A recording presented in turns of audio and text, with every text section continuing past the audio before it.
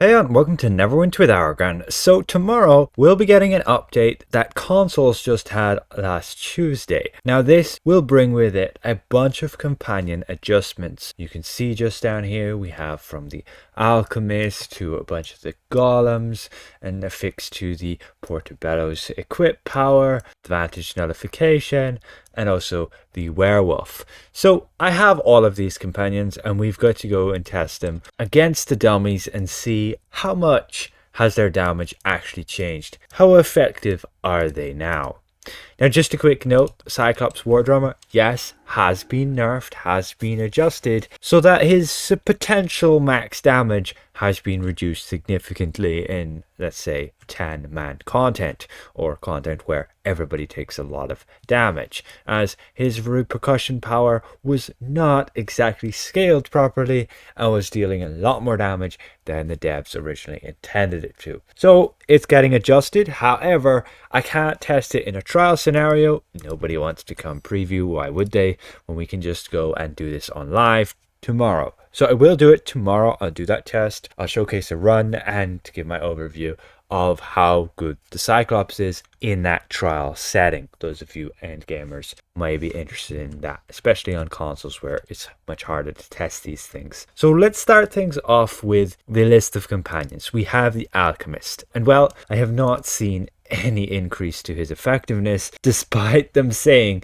they've increased his damage and healing output substantially. This is the log, and so his DPS has pretty much not changed at all. I'm not sure what's up with that. To compare, you want to look at the top damage dealers, and you can see they're like well over 40,000. So the Alchemist doing 8,600 is nothing compared. Then we have Celeste. She's a healer companion, and they just say she'll use her powers more consistently. This is her outgoing damage log with her outgoing healing log. So her damage has gone from just 3,800 to 4,600, with her healing slightly increased from 7,800 to 8,800. Then we have the Crystalline Golem, and he'll just no longer cause a red splat on the ground, and he's had some small balance updates. This is his log just here, and so his DPS has gone from 25,800 to just over 27,000.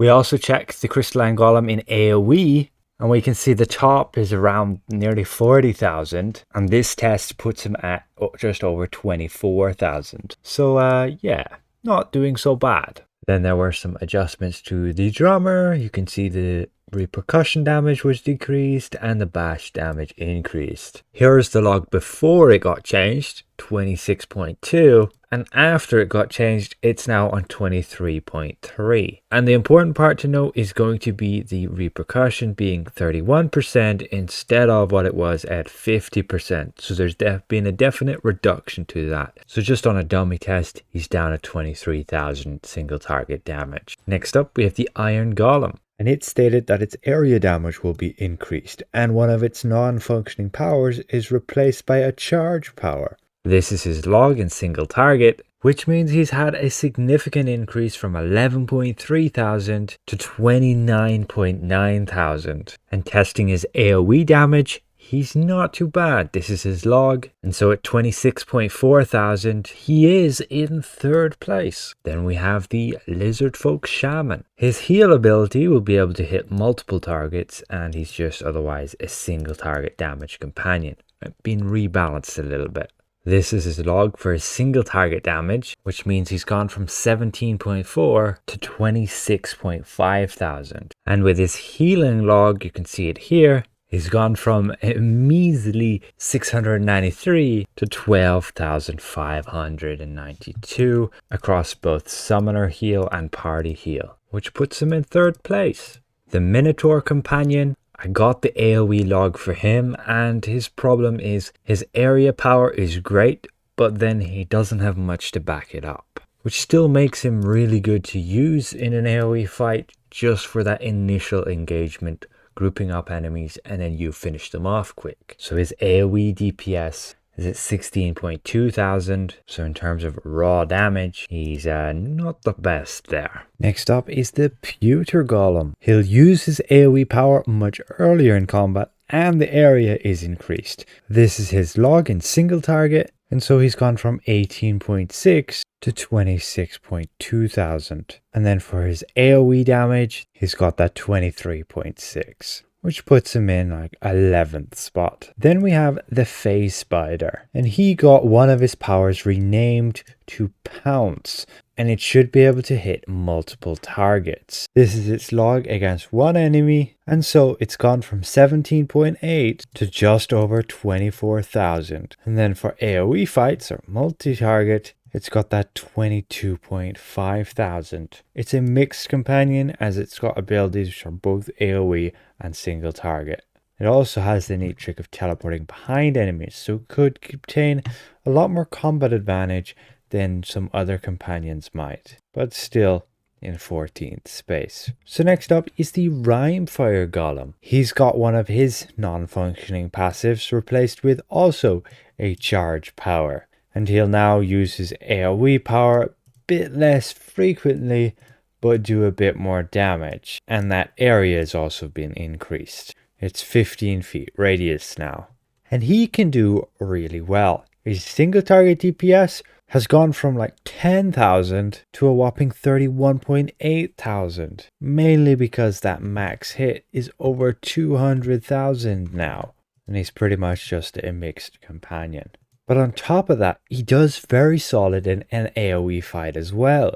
He packs quite the punch with 28.9 thousand DPS with 131,000 max hit. And that's all with 0 combat advantage. Get positioning right with him and he can absolutely just wreck enemies. But in terms of raw damage against those dummy tests, he is replacing the Iron Golem then in 3rd spot. He also has that ability to slow enemies for a full 5 seconds. So he's become pretty viable to use all round. That ability where he crouches down and then lets out a blast of ice to hit everything has just gotten pretty powerful. But we move on finally to the Werewolf. Now it's said that he got his AoE damage improved a bit with his sword and also his lycanthropy effect, where he can turn low rank enemies into other werewolves, granting the summoner a 10% critical strike boost. We're going to have to test this against some real enemies because he doesn't seem to do anything against these dummies whatsoever. But this is his single target damage log, which has improved his damage from 4.9 to 12.1 thousand. His AoE damage, which again is just his sword, he can hit multiple enemies in an arc, is not too great at 13.1 thousand in 31st place. So we have 76.8% crit strike. We go to our group of enemies. He initially just attacks with his sword, but then he goes to bite one of them. In doing so, he's turned the imp into another lycanthrope. Did we get our crit strike? We did. We got 10% crit strike. But once you go out of combat, 10 seconds elapse and basically it's an imp again and it's just going to attack you. But not exactly the best thing because he's still going to come back and attack you. It's not going to disappear. So it's kind of a gimmick. We go again to this next group of enemies. He charges up, bites the hound. The hound should turn into a wolf, or I guess it was an impy bit. And then he goes and attacks. And then, 10 seconds later, he's back to an imp and we lose our crit strike. Not all too feasible at that. But that wraps up all of the companion changes for this week. Yes, we didn't mention Portobello da Vinci.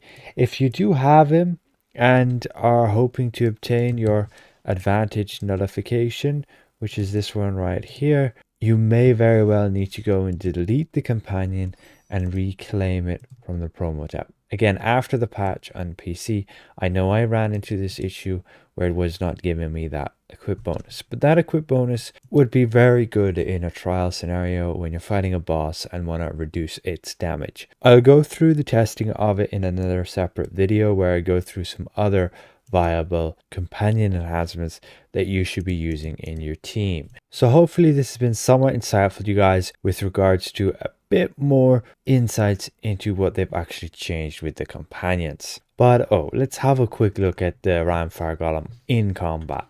You can always pick one up for yourself. He drops pretty regularly from lockboxes, so he shouldn't be too expensive, at least after a few days. But this is him charging up his power, and you can see he can just one-shot all these guys in this zone. These guys in this zone aren't exactly the toughest, so not that expected that they survive very long against his onslaught. But yeah, he has that capability to just burst and deal quite a decent amount of damage to them. So massive thank you again to all these channel members for their added support, and we'll see you guys around. Goodbye for now.